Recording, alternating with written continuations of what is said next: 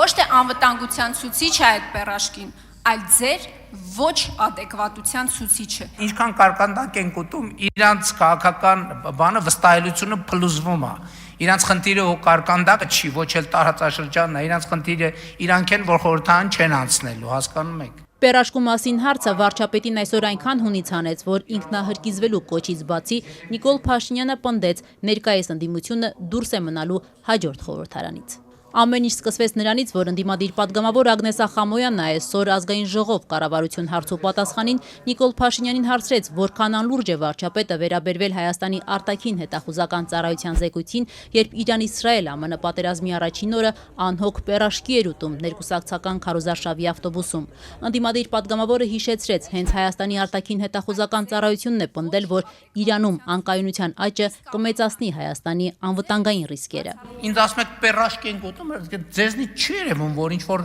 հացադուլ հայտարարած եւ քուրց հակած վիճակում եք, ինչի գլխներիդ մոխիր լծրած չի ձեր բանի խմբակցության եւ ինչի քուրց չեք հակել, կամ ինչի չեք ինքնահրկիզվում ընդհանրապես, ես չեմ հասկանում։ Փաշինյանն ասաց, որ անկախ այն հանգամանքից, թե որտեղ է վարչապետը եւ ինչով է զբաղվում, Հայաստանում կան ինստիտուտներ, որոնք իրենց աշխատանքը կատարում են։ Վստահեցրեց, այն ինչ կատարվում է Իրանում Հայաստանի պետական մարմինների համար նորություն չէ, իսկ ծավալվող պատերազմի նախորդող եւ հաջորդող օրերին էլ Հայաստանի անվտանգության խորհուրդը նիստեր է հրավիրել, իսկ պաշտպանության նախարարն էլ անցած շաբաթ եղել է Իրանում։ Ձեր հարցի համատեքստում անհասկանալի է, ինչի ազգային ժողովի նիստը չենք չեղարկել ընդհանրապես։ Որ գանք այստեղ,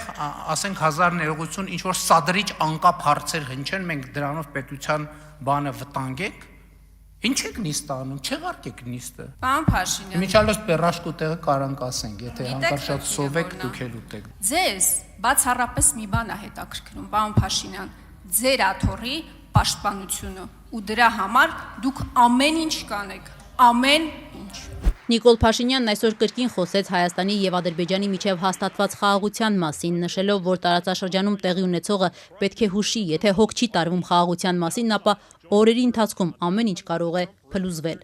Եթե երաշխավորներ միջազգային, ընդ որում այդ երաշխավորները պետք է լինեն կարող հուշել, չլինեն, շատ տեսականում եւ գործնականում հնարավոր է խաղաղության պայմանագիր ստորագրել եւ դրանից ասենք 12 ժամ հետո պատերազմ կարող է սկսվել։ Ընդդիմություն Փաշինյան բանավեճը կարկանդակով չավարտվեց, ընդդիմադիր պատգամավոր Քրիստինե Վարդանյանը հիշեցրեց Փաշինյանի տարիներ առաջ արած պնդումը, որ առանց միջազգային երաշխավորների հնարավոր չէ խաղաղություն ունենալ, մինչդեռ այսօր արդեն Փաշինյանը հակառակն է պնդում։ Ի պատասխան վարչապետը կրկին պնդեց, որ Ռոբերտ Քոչարյանի առաջնորդած Հայաստան խմբակցությունը հաջորդ խորհրդարանում չի լինելու, ապա մանրամասնեց, թե իր համոզմամբ ինչ տեսք է ունենալու խորհրդարանական ընդդիմությունը հունիսի 7-ից հետո։ Ուզում եմ հասկանալ, երբ որ այս հարցազրույցն էիք տալիս, այդ ժամանակ էիք ստում, երբ ասում էիք, որ առանց երաշխավորների